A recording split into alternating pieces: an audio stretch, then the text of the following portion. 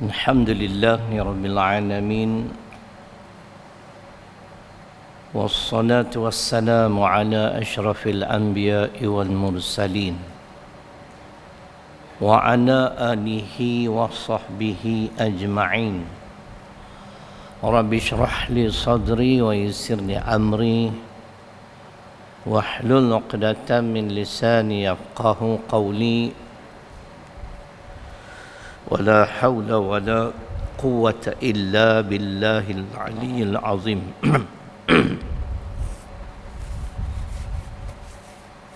Muslimin dan muslimat, tuan-tuan dan puan yang dirahmati Allah Subhanahu wa taala, firman Allah Subhanahu wa taala di dalam suratul Isra, surah ke-17 pada ayat yang pertama.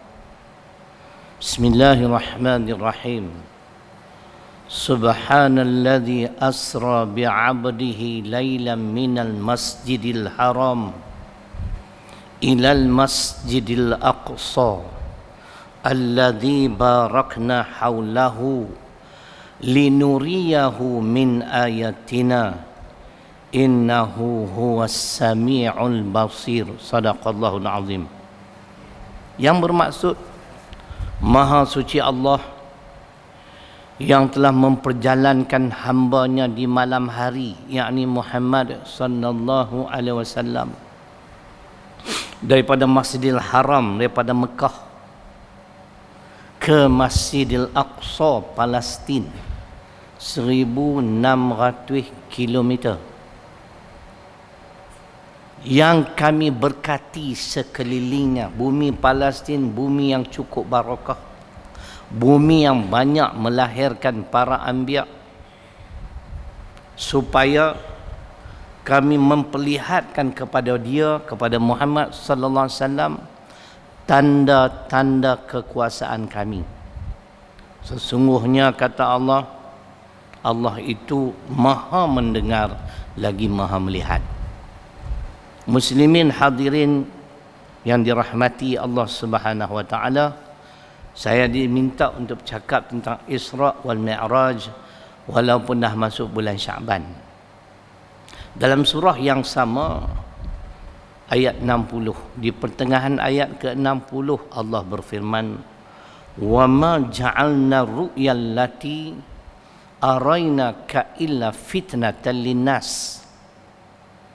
Peristiwa Isra wal Mi'raj ni, tuan-tuan dan puan-puan, adalah peristiwa yang bakal menguji keimanan umat Muhammad sallallahu alaihi wasallam. Ni dalil dia. Yang maksudnya, dan kami jadikan, yakni apa yang kami perlihatkan kepada engkau Muhammad sallallahu alaihi wasallam akan menjadi satu ujian, satu fitnah kepada umat manusia.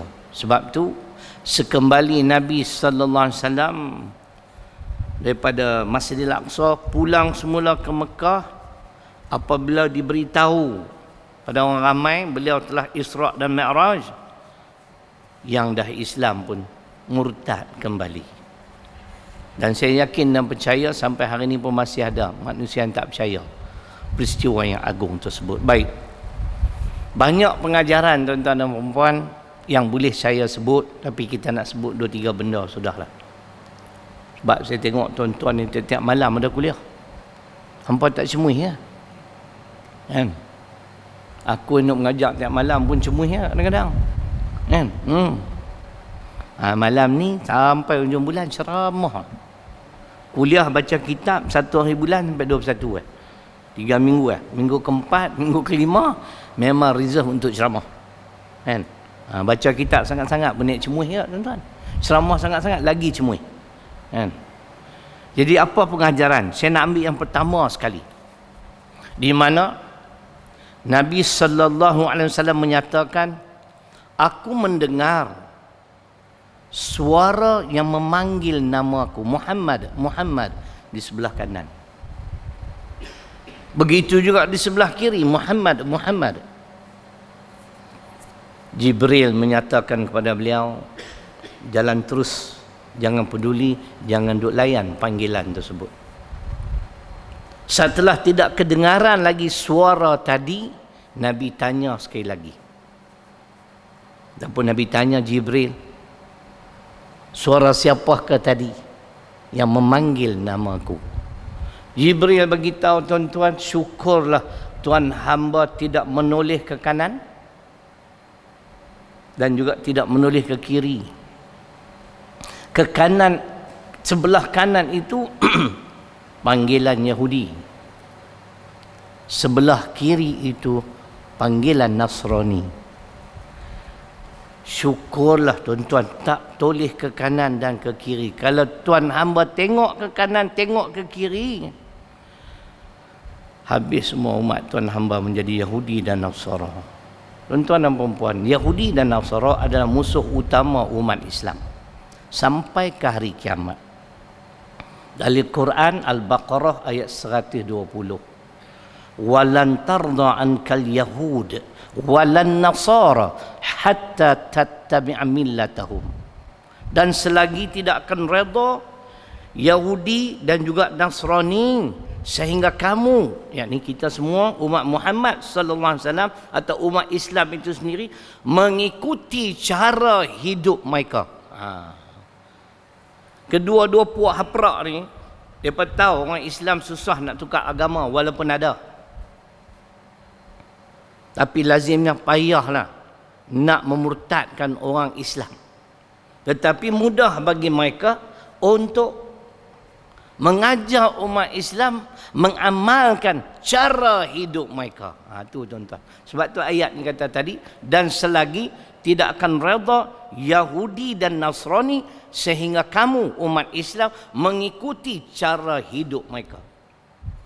Untuk menyokong firman Allah, kita baca hadis Muslim. Nabi SAW bersabda 1443 tahun dulu, la tattabi'una sananan ladina min qablikum shibran bi shibrin wa dhira'an bi dhira'in hatta law dakhalu fi juhri dabbin lattaba'tumuhum. Qulna ya Rasulullah al-yahud wan nasara, qala faman, rawahu Muslim. Maksudnya umatku di akhir zaman nanti, kata Nabi sallallahu alaihi wasallam, akan mengikuti jejak langkah orang-orang sebelum mereka, sejengkal demi sejengkal, sehasta demi sehasta. Kalau mereka masuk ke dalam lubang biawak sekalipun, umatku di akhir zaman akan mengikuti mereka. Sahabat bertanya, adakah yang dimaksudkan itu Yahudi dan Nasrani? Nabi menjawab ataupun bersabda, siapa lagi kalau bukan mereka. Hari ini sudah menjadi kenyataan. Bukan orang Melayu saja, Arab pun sama. Kita tertipu dan terpedaya dengan cara hidup Yahudi dan Nasara. Bahkan golongan inilah tuan-tuan, Yahudi dan Nasara, yang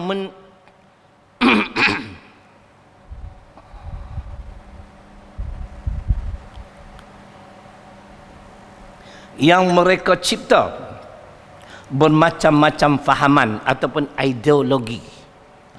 Kena faham. Fahaman-fahaman yang tak ada kaitan, yang tidak bersumberkan daripada Al-Quran As-Sunnah, itulah yang hari ini umat Islam mengamalkannya, tuan-tuan. Contoh, kita ditipu oleh Nasrani.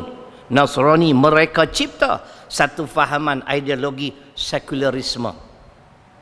Apa dia sekularisme? Memisahkan politik dengan agama. Itu ajaran Kristian, Tuan Haji.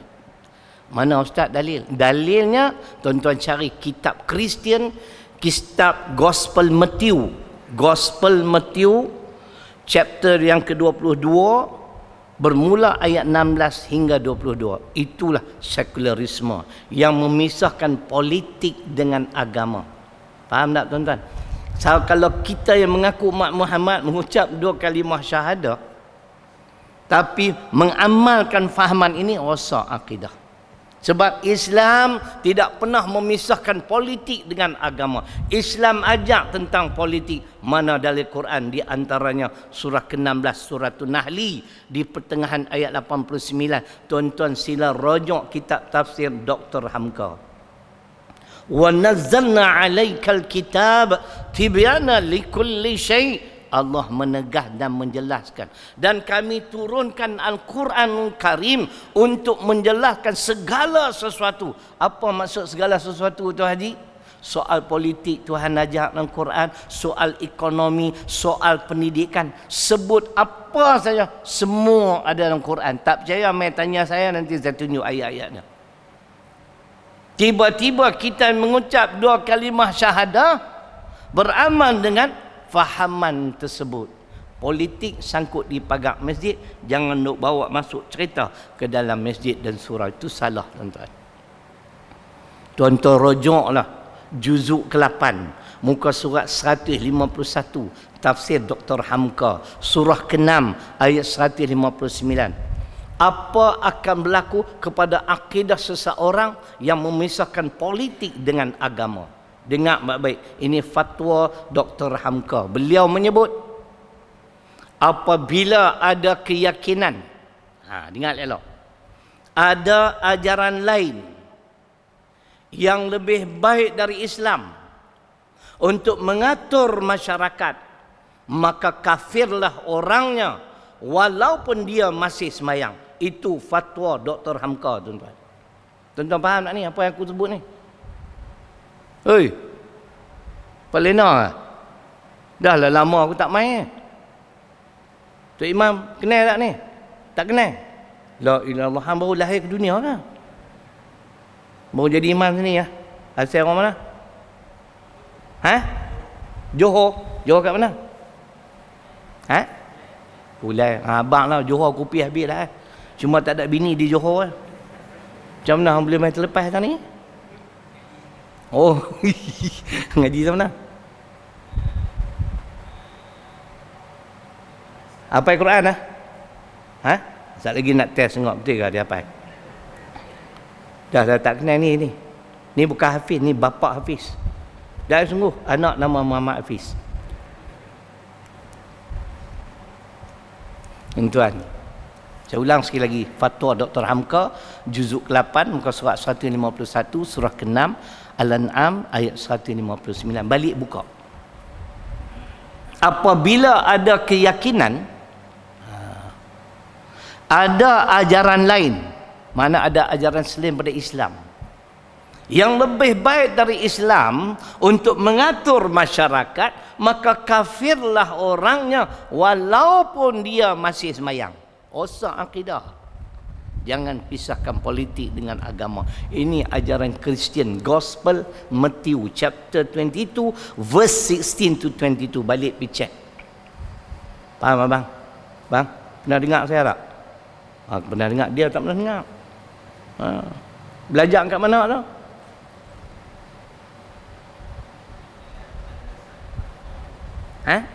Kubang Ulu. Oh, ni madrasah tabligh tu. Tabligh tempat jalan tabligh. Baik, cerita tuan-tuan. Tu di antara contoh kita tertipu dan ditipu oleh fahaman-fahaman yang sesat lagi menyesatkan. Merosakkan akidah bang.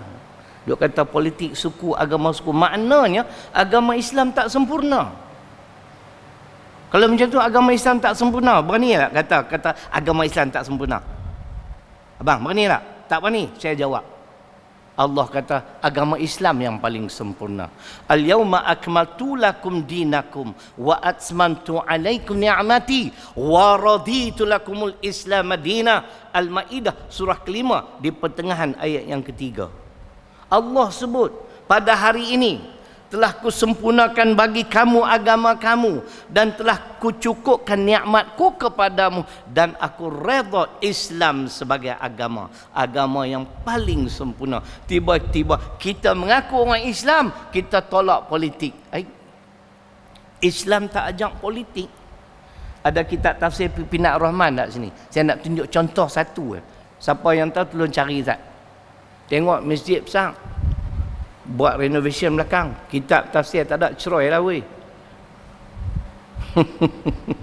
Mesti nak tunjuk politik ni ada kaitan dengan kehidupan kita. Tak apa, tuan-tuan balik cari tafsir pimpinan Ar-Rahman. Saya nak sebut Jawi dan Rumi sekali. Kalau Jawi muka surat 13, kalau Rumi muka surat 16. Surah kedua Al-Baqarah ayat 30. Jangan kata tak ada politik nah. Yang ditafsirkan oleh para ulama negara kita. Wa in qala rabbuka lil malaika inni ja'ilun fil ardi khalifah. Tu ayat dah. Dan ingatlah ketika mana kami kata Allah menyatakan kepada para malaikat, sesungguhnya akan kujadikan di atas muka bumi ini khalifah. Khalifah ni dalam bahasa Arab disebut tanggungjawab khalifah ialah iqamatuddin wa siyasatud dunyabi, menegakkan agama dan mentadbir dunia dengan agama. Agama tu menatang apa? Cek tadi tafsir pimpinan Ar-Rahman. Jawi muka surat 13, Rumi muka surat 16. Khalifah ialah seorang yang dipertanggungjawabkan oleh Allah untuk mengatur kehidupan manusia di bumi berdasarkan wahyu, berdasarkan kepada wahyi dan syariat Allah, supaya kehidupan manusia itu teratur. Itu kewajipan khalifah, kewajipan penguasa pemerintah, tuan-tuan. Bila pemerintah membelakangi apa yang disebut oleh Allah, apa yang dinyatakan oleh Allah dalam Quran, inilah rupa bentuk kehidupan kita, tuan-tuan. Kerana kita tolak politik Islam. Nabi SAW bersabda, hadis riwayat Ibnu Majah, wa ma lam tahkum a'immatuhum bi kitabillah wa yatakhayyaru mimma anzalallah illa ja'alallahu ba'sahum bainahum. Hari ini menjadi kenyataan. Cuba dengar apa makna hadis.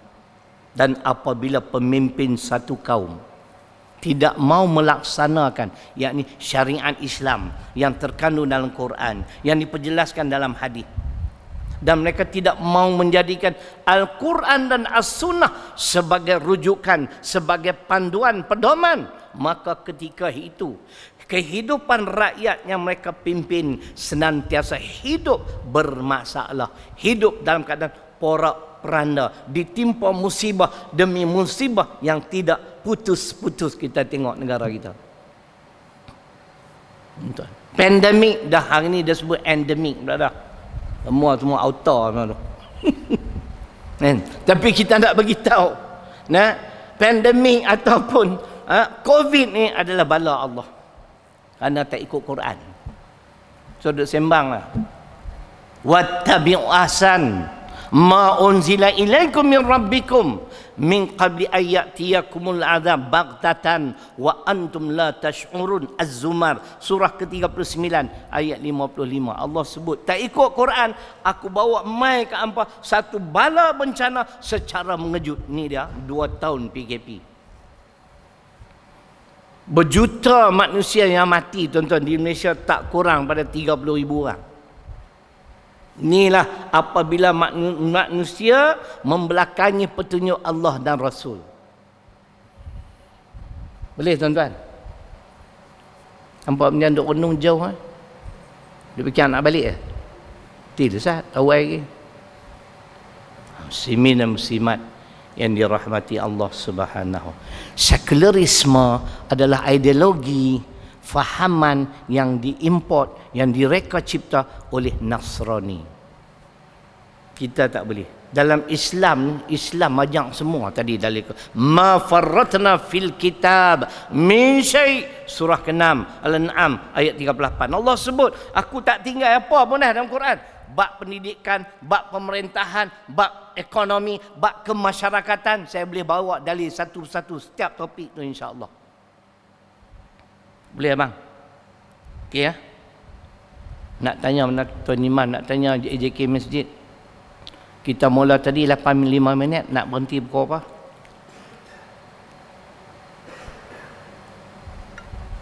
Pukul apa? Pukul 11. Hampa main sambung tengok.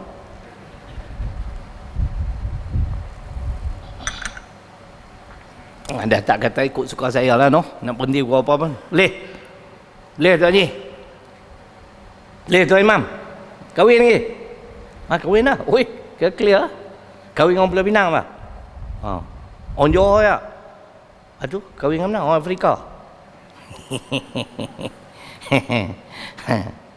Itu contoh tuan-tuan. Kita juga diperdaya, tertipu dengan fahaman-fahaman yang sesat lagi menyesatkan. Di antaranya fahaman kebangsaan, nasionalisme yang orang Melayu amal dari dulu sampai hari ini. Itu bukan ajaran Islam. Ingat tuan-tuan. Kita kalau nak dapat syafaat Nabi dalam sebuah hadis, salah satu golongan yang bakal mendapat syafaat Nabi ialah umat yang Nabi mengaku mereka umat dia. Kalau Nabi tak mengaku umat, hang semayanglah banyak mana pun, hang selawatlah beribu kali pun, dia tak mengaku umat, tak akan dapat syafaat. Di antaranya fahaman apa? Fahaman nasionalisme, fahaman kebangsaan. Dalam hadis riwayat Imam Muslim, Nabi sebut dia tak mengaku umat. Laisa minna man da'a ila asabiyah wa laisa minna man qatala asabiyah wa laisa minna man mata ala asabiyah. Mal asabiyatu ya Rasulullah? Al asabiyatu an tu'aina qaumaka ala zulmi. Rawahu Muslim. Ingat elok tuan-tuan. Ni orang Melayu duk amal dari dulu. Fahaman kebangsaan. Kita mesti jaga bangsa kita. Apa kata? Cuba ingat makna. Bukan dari kalanganku. Nabi tak mengaku umat. Siapa? Yang pertama, golongan yang mengajak manusia kepada asabiyah. Yang kedua, yang berjuang atas nama asabiyah. Yang ketiga, yang mati kerana memperjuangkan asabiyah. Sahabat bertanya, ya Rasulullah, asabiyah itu menatang apa? Asabiyah ialah kamu menolong kaum kamu, bangsa kamu di atas dasar kezaliman. Ini bukan ajaran Islam. Saya boleh bukti dengan ayat Quran.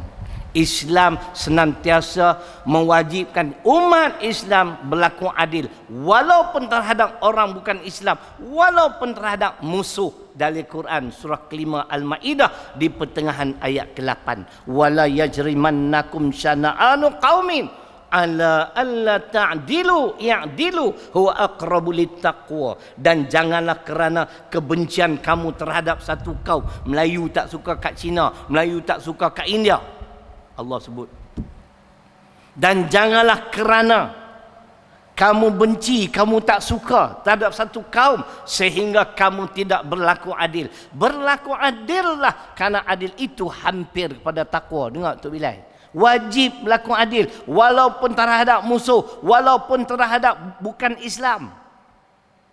Kalau kita buat zalim kat orang bukan Islam, dia balik, dia singgah kat kuil, dia semayang hajat, mampu kita.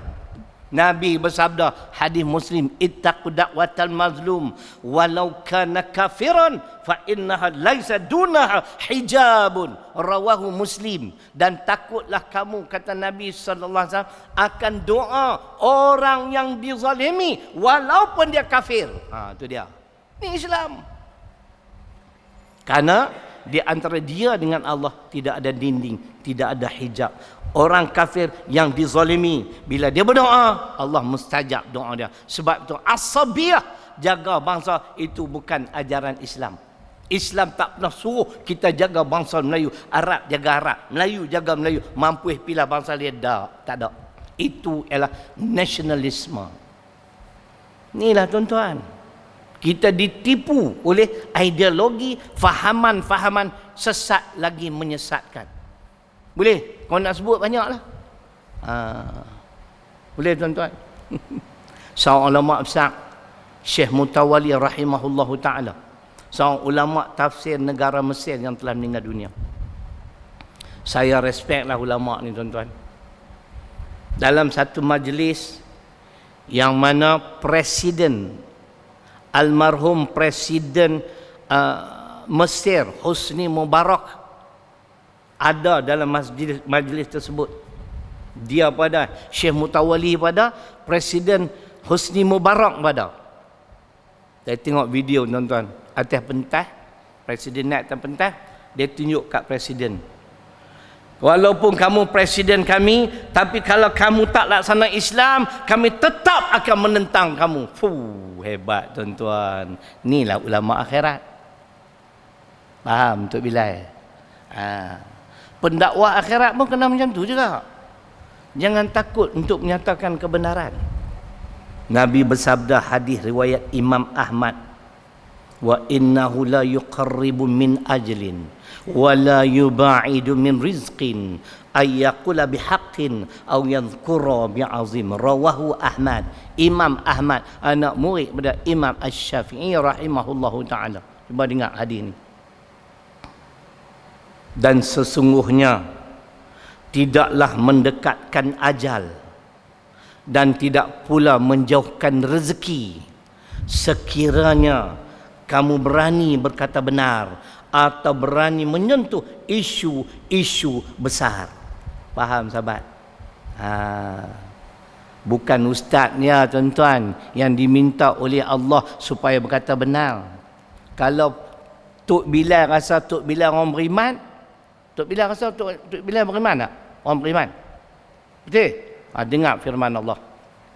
Surah ke-33, Suratul Ahzab, ayat 70, muka surat 1121, tafsir pimpinan Ar-Rahman, cetakan Rumi. Ini tuntutan ke atas orang Islam yang beriman, bukan mufti saja, bukan ustaz saja, seluruh umat Islam. Ya ayyuhalladzina amanu taqullah wa qulu qawlan sadida.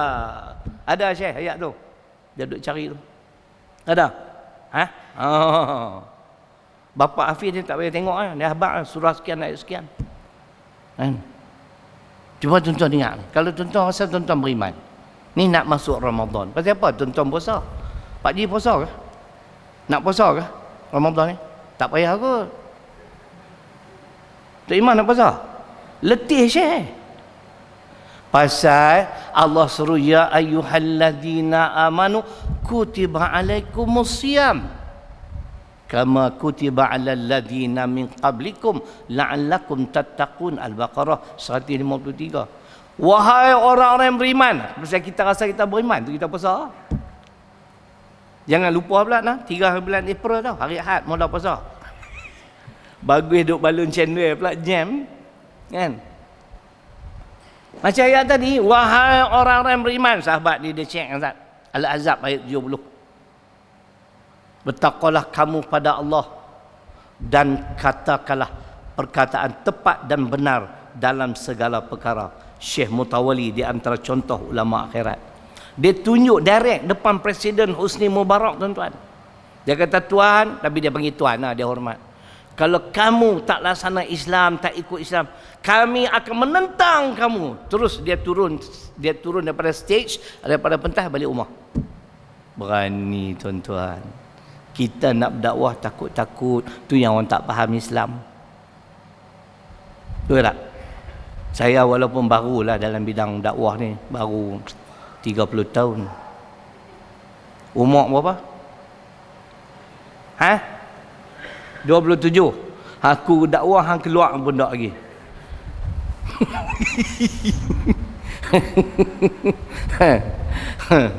Nah, dia belum lahir lagi, Tuan Imam belum dilahirkan ke dunia lagi. Saya dah berdakwah tahun 1990.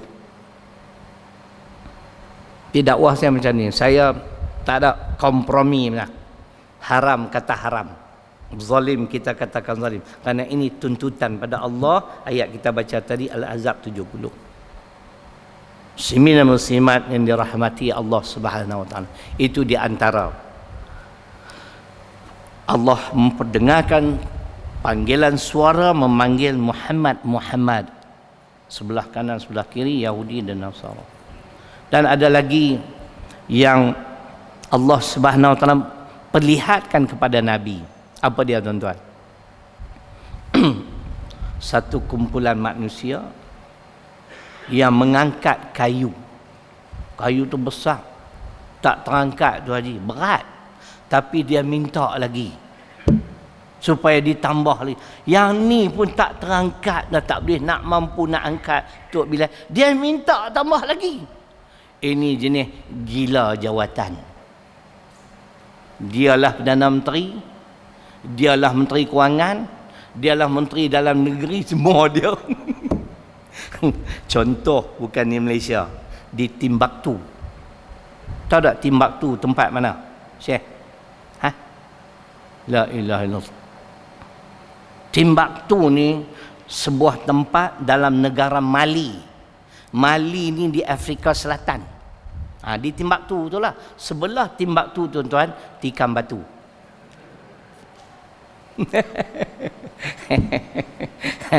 Kalau tak lawak bukan aku. Minta semua jawatan, minta. Bila tak bagi, memberontak. Tuan-tuan, amanah ni jangan duk terhegi-hegi tuan-tuan nak terima. Firman Allah Subhanahu wa taala, Suratul Anfal, surah ke-8 ayat 27. Ya ayyuhalladzina amanu la takhunullaha war rasul wa takhunu amanatikum wa antum ta'lamun. Tu dalil dia. Wahai orang-orang beriman, janganlah kamu mengkhianati amanah Allah dan amanah Rasul. Satu. Yang kedua, jangan kamu mengkhianati amanah yang diamanahkan kepada kamu sedangkan kamu mengetahuinya, yakni berdosa tuan-tuan. Bila kita tidak menunaikan tanggungjawab yang kita terima, yang kita pikul. Tuan Imam makan gaji sini kah?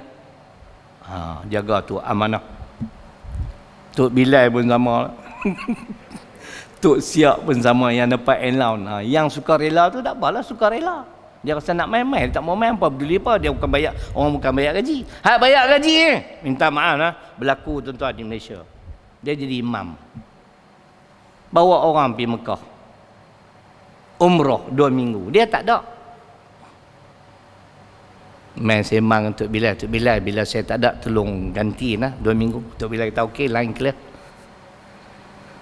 Dia balik esok daripada mengerjakan umrah, allowance dia sapu penuh. Bagilah kat Tok Bilal. Tok Bilal pun duk harap juga lah. Tapi bukan Tok Bilal sini, Tok Bilal Timbuktu. Betul tak tuan-tuan?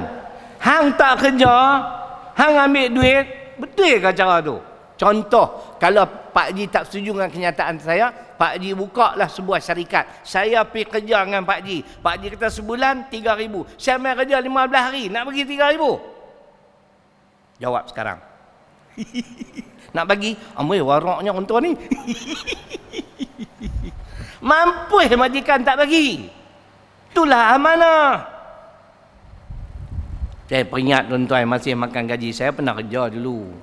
Saya cukup jaga soal ni. Kita ambil apa saja yang menjadi hak kita tanya. Nampak tak? Patutnya dalam 2 minggu minta cuti tanpa gaji. Kalau allowance Tok Imam katalah 1,000, 500 tu bagilah kat Tok Bilal sikit, Tok Siak yang ganti tu baru cantik. Sapu semacam aprok. Ini khianat namanya. Apatah lagi mereka yang diberi mandat mentadbir negara. Lagi berat tuan-tuan. Terhege-hege berebut-rebut nak jadi wakil rakyat, ahli parlimen, ahli Dewan Undangan Negeri. Berat tuan-tuan.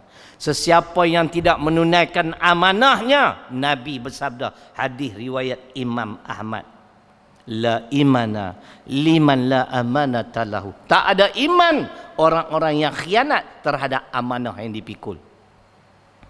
Dalam hadis Bukhari dan Muslim, ayatul munafiqi thalathun, idza haddatha kadzaba wa idza wa'ada akhlafa wa idza tumina khana. Tanda munafik 3. Ini munafik di segi amalan. Bukan munafik segi i'tiqad. Munafik di segi i'tiqad batal iman dan Islam. Tu lain kali. Lain kali pun selalu menjemput aku pun 2 tahun sekali ya. Aku ingat masjid ni terbenam dalam bumi lah. Tak ada lagi tu. Yang hampa pun duk ingat aku mati kena Covid. Mangkuk ayun sungguh. Aku hidup lagi ni. Kan? Tanda munafik 3. Bila bercakap berdusta, apabila berjanji mungkir janji, apabila diberi amanah dia khianat terhadap amanah. Tuan-tuan, orang munafik ni masuk syurga ke Tuan Imam? Orang yang ada sifat munafik ni masuk syurga tak Tuan Imam? Jawapan betul. Bagi dalil Quran Tuan Imam. Pening duk cari ya. Kalau Tuan Imam jawab tepat RM1. 1 saat ni sekarang habis. Innal munafiqin fid darkil asfali minan nar. Jawab surah ke berapa, ayat berapa? RM1. 1 saat sekarang habis. Aku seraya juga dia boleh jawab mati. Aku tak bagi 100 dia kata aku munafik. Pasal apa? Janji tak tunai janji. Nak bagi hilang ngantuk ya. An-Nisa 145. Berdasarkan ayat tadi, munafik dalam neraka tuan-tuan. Sebab tu tuan-tuan, kita nak bagi satu tanggungjawab, satu tugas, kita kena tengok elok-elok. Apatah lagi nak jadi Perdana Menteri, nak jadi menteri, nak jadi pemimpin negara. Penting tuan-tuan. Macam AJK Masjid pun sama. Kan? Kena cari orang yang boleh azan, boleh jadi imam. Kadang-kadang imam pun bukan dia boleh main 5 waktu. Kan? Kadang-kadang dia pun cirit-birit juga. Kan? Kita ni naik AJK. Tok Bilal tak ada. AJK lain keluar sana. Cantik Ni duk pilih haprak pegang masjid tu yang jadi masjid pun cerai mangkuk ayun pun. Kan? Kira hampa okey aku tengok hari-hari dia kuliah no. Tu aku segan nak main kat hampa sebab muka hampa aku nampak macam ustaz. Kan? Ceria juga. Tak kira aku baca tak betul ke Quran ke hadis pula. Kan? Tuan-tuan. Nah, tu cerita. Tengok dulu sebab Islam ajak. Tuan-tuan ingat firman Allah. Surah An-Nisa, surah keempat, ayat 58. Kemudian saya akan baca hadis Imam Bukhari.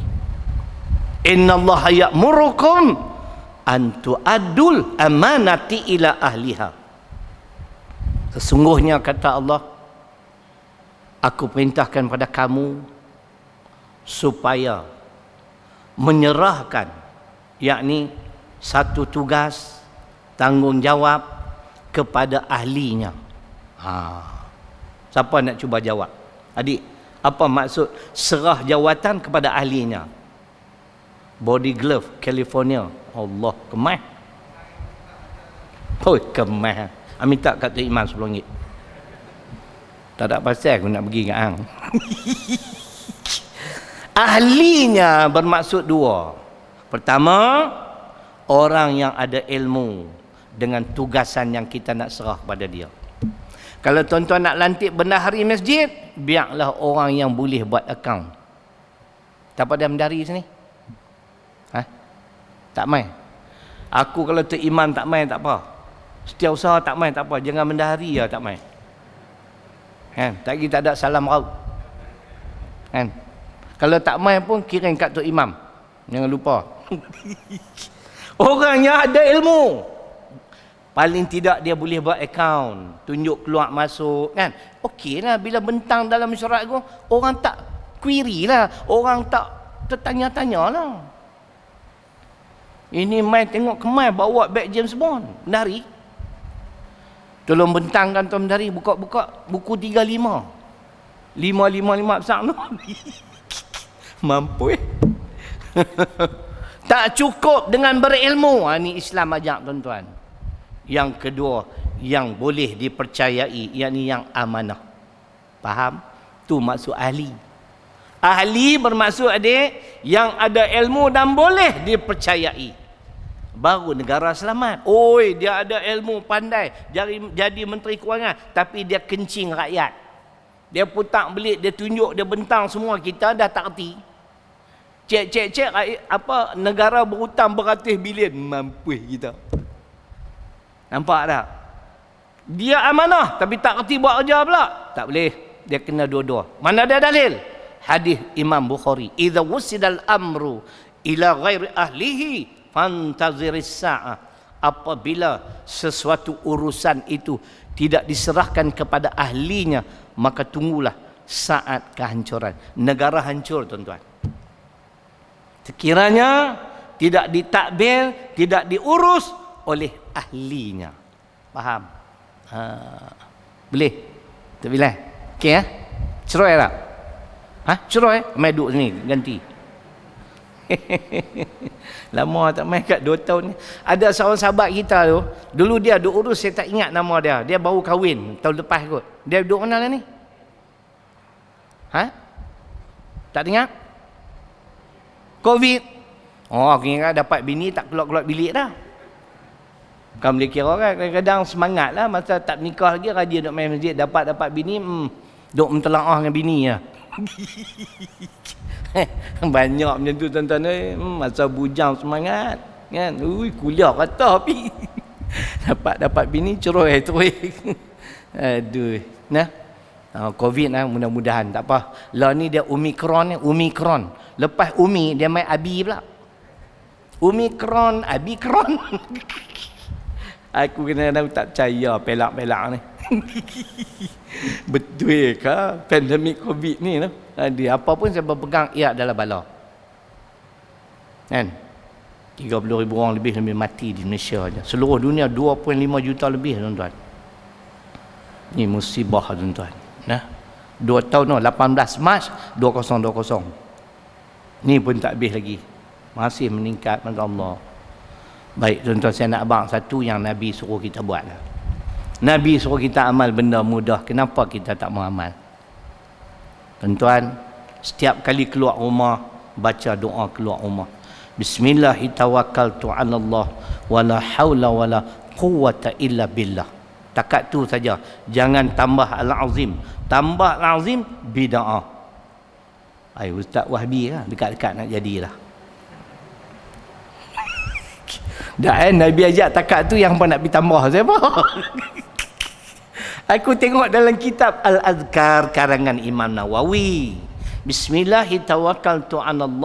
Wala haula wala quwwata illa billah. Takat tu tuan-tuan. Siapa yang baca tuan-tuan, di antaranya Allah akan memberi pelindungan daripada musibah. Allah akan mencukupkan segala keperluan kita. Lagi, syaitan iblis tak mampu nak memperdaya kita. Masya Allah. Kelebihan. Tak ada bayar 1 sen pun. Keluar rumah langkah. Bismillahirrahmanirrahim. Wala hawla wala quwwata illa billah. Kelebihan. Masya Allah. Itu ikhtiar kita tuan-tuan. Kan?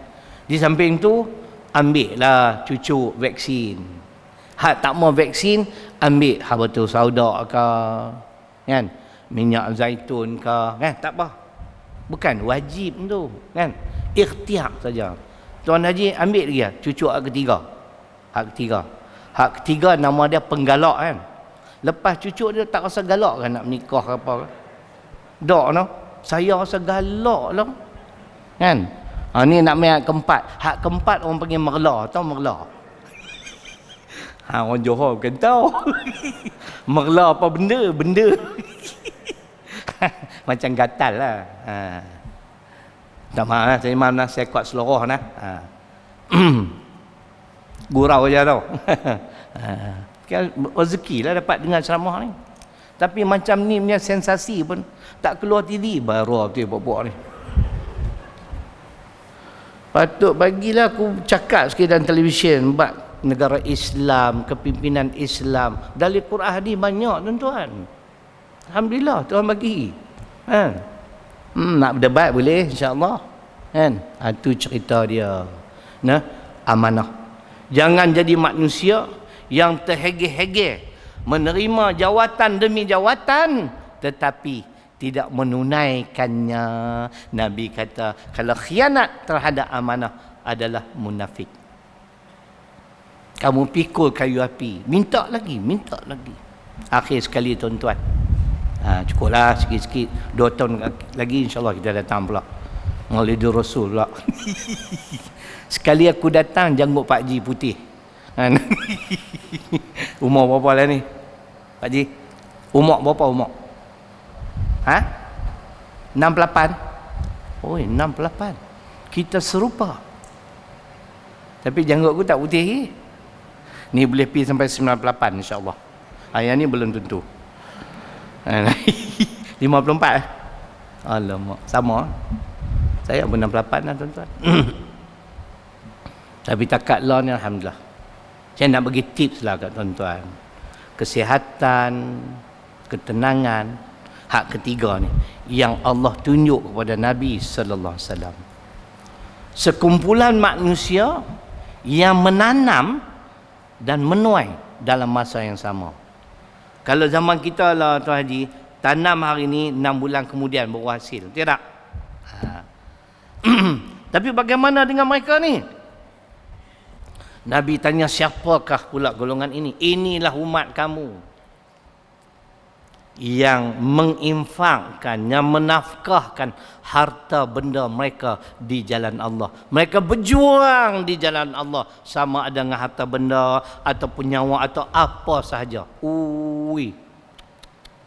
Ulama berdalilkan di antaranya Al-Baqarah 261 dan di antaranya Sabah 39. Saya cenderung pada Sabah 39. Wa ma anfaqtum min syai' fa huwa yukhlifu wa huwa khairur raziqin. Dengar elok surah Sabah surah ke-34 ayat 39. Dan apa sesuatu yang kamu belanja di jalan Allah, di jalan Allah, untuk Islam, untuk kebaikan Islam dan umat Islam, Allah akan memberi ganti. Itu dia. Dan Allah sebaik-baik pemberi rezeki. Itulah yang Allah ganti itu Haji. Menanam menuai, menanam menuai, menanam menuai, menuai. Allah. Tuan-tuan, orang tanya Dr. Yusuf Qaradawi, ulama tersohor di dunia,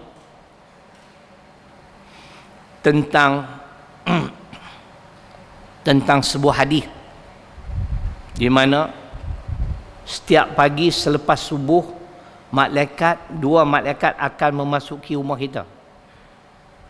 Kedua malaikat akan berdoa. Malaikat A, Allahumma a'ti munfiqan khalafan. Ya Allah, kau berilah ganti terhadap apa yang dia belanja di jalan kau. Malaikat yang kedua, Allahumma a'ti mumsikan talafan. Ya Allah, kau binasakan hartanya sekiranya dia ni bakhil. Tuan-tuan, kita tak dengar malaikat doa lepas subuh. Dr. Yusuf Qaradawi jawab hadis ni dengan ayat Quran Sabah 39. Tuan-tuan ingat elok. Inilah insya-Allah Allah akan ganti. Jangan bakhil tuan-tuan dengan harta benda kita ataupun apa yang kita boleh sumbang untuk kebaikan Islam dan umat Islam. Mana dari Quran At-Taghabun surah ke-64 ayat 16. Wa man yuqashuha nafsihi fa ulaika humul muflihun. Dan sesiapa yang tidak bakhil dengan dirinya, dengan harta dia, dengan tenaga, masa, apa sahaja, apatah lagi kalau bagi nyawa untuk Islam. Allahu akbar. Mereka lah golongan yang beruntung, kata Allah.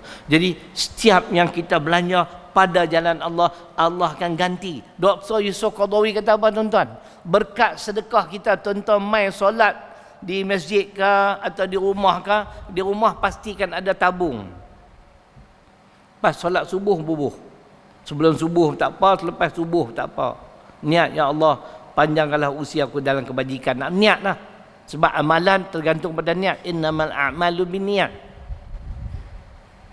Tuan-tuan masuk RM1 tabung. Masuk 5 waktu RM5. Tuhan nak ganti apa? Kata Dr. Qaradawi.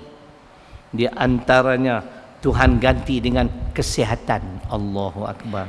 Tuan Haji, kita duit tak banyak tapi badan sihat. Pak Haji pilih yang mana? Duit banyak tapi tak sihat, ataupun duit tak banyak tapi sihat? Pilih yang mana?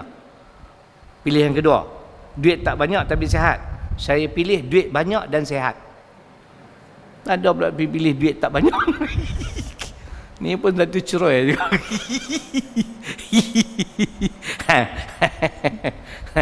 Nah, dia ganti dengan kesihatan. 68 tahun dah. Pak Haji tak ada apa, kencing manis dah. Alhamdulillah. Kencing orang? Tak ya. Tu dia, kencing orang pun tak, kencing manis pun tak. Sama dengan aku. 68 dah tuan-tuan. Alhamdulillah, daya ingatan masih kuat. Tuan-tuan, bukan senang tuan-tuan nak ingat ayat Quran, nak ingat hadis. Surah sekian, ayat sekian, riwayat siapa, hadis. God gifted, dalam bahasa Inggeris, anugerah Allah. Syukur. Kita apa pun tuan-tuan, atau imam hafal Quran 30 juzuk kan. Kalau orang tanya esok, apa 30 juzuk kan? Juzuk 30 ya. 30 juzuk. Esok lain kali. Kalau orang tanya Tuan Imam, Tuan Imam belajar kat mana ni? 30 juzuk, hebat noh. Jawab dulu. Hadza min fadli Rabbi. Jawapan Nabi Sulaiman, surah An-Naml, surah ke-27 di pertengahan ayat 40. Ini adalah anugerah Allah padaku. Jawab dulu. Tu baru betul. Berapa orang boleh jawab macam tu? Saya banyak budak-budak universiti tanya, macam mana ustaz boleh ingat muka surat? Nah, kami cek ni. Ayat Quran semua betul, surah sekian. Tengok sahabat sampai dia tak mau cek lah. Tak dia duk cek ingatlah. Nah, saya jawab itu dulu. Wa in min syai' illa 'indana khazainu, surah Al-Hijri ayat 21. Tiap sesuatu yang kamu miliki kurniaan dariku. Ada lagi dalam apa? Tak ingat ayat tu, dalam surah ke-16 ayat 53. Nah, Allah kata, dan segala nikmat yang ada pada kamu datang dariku. Apa? Tak ingat ayat tu. Min ni'matin fa minallah tu. Mula-mula tu. Kita kena bersandar kat Tuhan banyak, tuan-tuan. Kita tak ada benda. Dia tak. Dia bagi hari ni sampai 30 juzuk. Dia nak bagi dupa boleh tak? Hari-hari kena ulang. No? InsyaAllah. Jangan tinggal Quran. Bukanlah nak ajar, nak nasihat. Ajar dengan nasihat lain tau. Nak ajar dia macam mana? Dia 30 juzuk, aku juzuk 30. Faham? Hampa tak ada juzuk tu. Hampa ada gelak kat aku siapa? Allah ganti dengan kesihatan. Ataupun kata Dr. Yusuf Qaradawi, Allah ganti dengan apa? Ketenangan jiwa. Orang yang banyak bersedekah, tuan-tuan, dia tenang. Ataupun Allah ganti dengan keberkatan hidup barakah. Masya Allah. Tetapi ada yang lebih penting, kata Dr. Yusuf Qaradawi. Dengar baik-baik. Tuan-tuan, amallah sedekah setiap hari. Tak kira waktu mana, tapi sebaik-baiknya awal pagi. Belum kita nak pergi kerja, barakah tuan-tuan, masuk dan tabung kat rumah, niat, ya Allah selamatkanlah perjalananku mencari rezeki yang halal untuk isteri dan anak-anak, panjangkanlah usiaku dalam kebajikan. Masuk amal tiap-tiap hari. Tuan-tuan tahu tak apa kelebihan kita bersedekah? Masya Allah, kata Dr. Yusuf Qaradawi, sesiapa yang kuat bersedekah, Allah akan anugerah kepada dia dua benda, hidayah dan taufik. Dengar tuan-tuan, hidayah Allah saja boleh anugerah. Nabi Nuh tak mampu memberi hidayah kepada isteri dan anak-anak dia. Nabi Muhammad sallallahu alaihi wasallam, masya-Allah, tinggal dalam sebuah rumah bersama-sama dengan Abu Talib. Abu Talib mati kafir, tak mampu beri hidayah. Nabi bersedih hati, tuan-tuan, di atas kematian Abu Talib. Kemudian selang tidak berapa lama wafat pula Siti Khadijah. Tu yang berlaku Isra wal Mi'raj. Allah bawa makan angin. Tahun kesedihan. Dalam kesedihan itulah, kerana Abu Talib mati kafir, Allah turunkan ayat Quran surah ke-28 Al-Qasas ayat 56, innaka latahdi man ahbabta walakinnallaha yahdi man yasha wa huwa a'lamu bil muhtadin. Allah tenang jiwa Nabi. Kenapa? Kerana ayat tadi menyatakan hidayah adalah kerja Tuhan, bukan kerja engkau Muhammad. Sesungguhnya engkau Muhammad tidak boleh beri hidayah kepada sesiapa yang kau kasih, akan tetapi aku boleh beri hidayah pada sesiapa yang aku kendaki. Allah pilih, dan Allah tahu siapa yang boleh menerima hidayah. Kadang-kadang yang datang dengar ni tuan-tuan, datang dengar ceramah ni 100 orang, 2 orang yang terima. Bukan kerja saya, kan? Kerja Allah Ta'ala. Hidayah tak cukup tuan-tuan. Manusia memerlukan taufik. Hidayah ni petunjuk kepada seseorang untuk mengenal dan memahami Islam. Itu makna hidayah. Taufik. Tanpa taufik tuan-tuan, yang kita tahu, yang kita dengar dah, tapi tak boleh nak buat. Kerana tak boleh nak buat, kerana belum dapat taufik. Sedekah, Dr. Yusuf Qaradawi kata, hidayah dan taufik dia dah bagi. Contohlah, duk dengar dah ustaz kata bangun malam bagus, semayang tahajud, kita duk terkejut itu ya. Bukan hampa, orang di Timbuktu.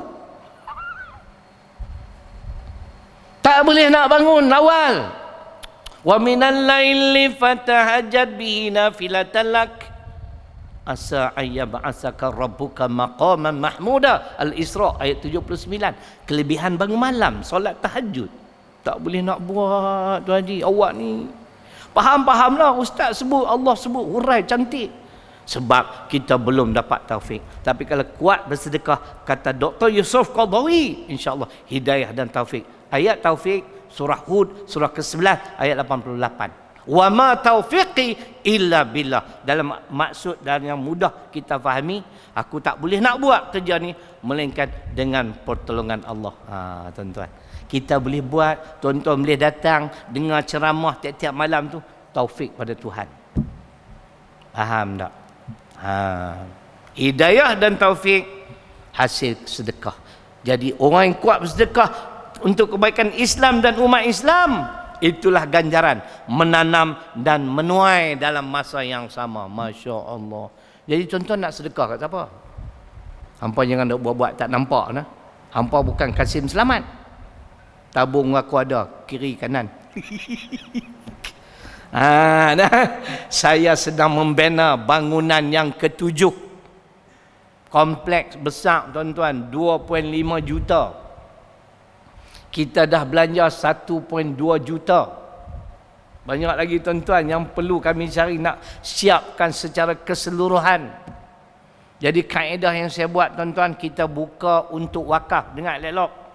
Bukan wakaf satu kaki persegi RM1. Bukan wakaf satu lot RM50. Tak ada kaki persegi, tak ada lot. Tuan-tuan nak bagi RM1 boleh, RM2 boleh. Niat masuk dalam tabung tu, ada flyer tu.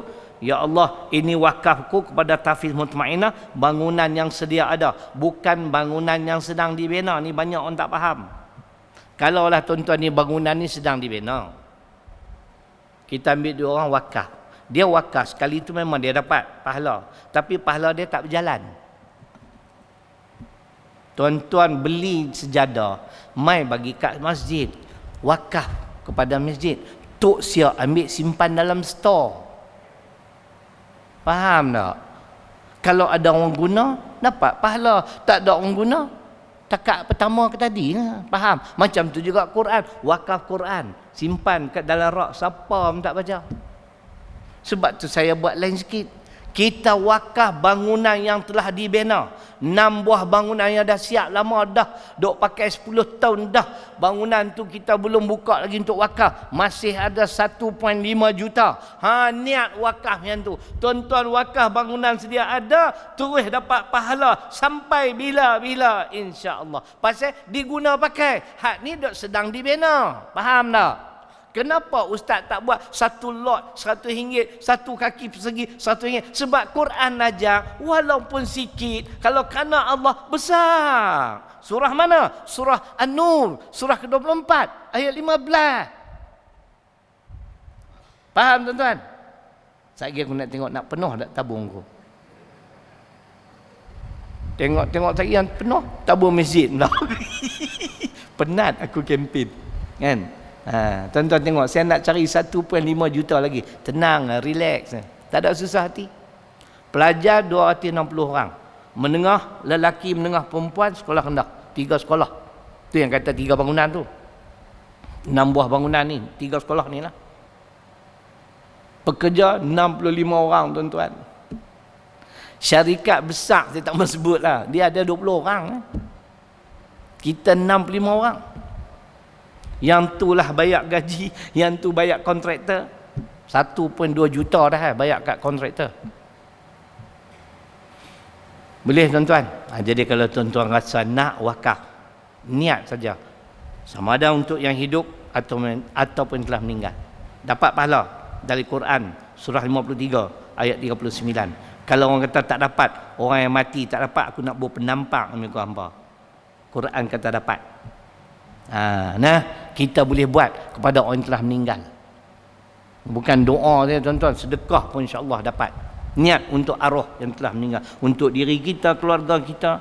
Kalau tuan-tuan tak bawa duit malam ni ataupun tak banyak duit, tak apa. Yang penting ambil flyer.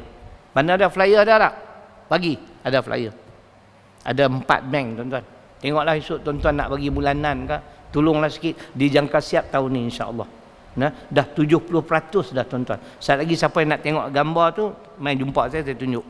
Bangunan yang sedang dibina memang besar tuan-tuan. Nah, jadi itu dia antara kelebihan sesiapa yang membelanjakan harta benda dia ke apa saja yang dia infak, termasuk tenaga, masa untuk kebaikan Islam dan umat Islam, atau dia berjuang di jalan Allah, dia akan mendapat ganjaran menanam dan menuai untuk mengakhiri Saf surah ke-61 ayat 10 dan 11. Dengar elok-elok. Rugi tuan-tuan kalau kita tak buat.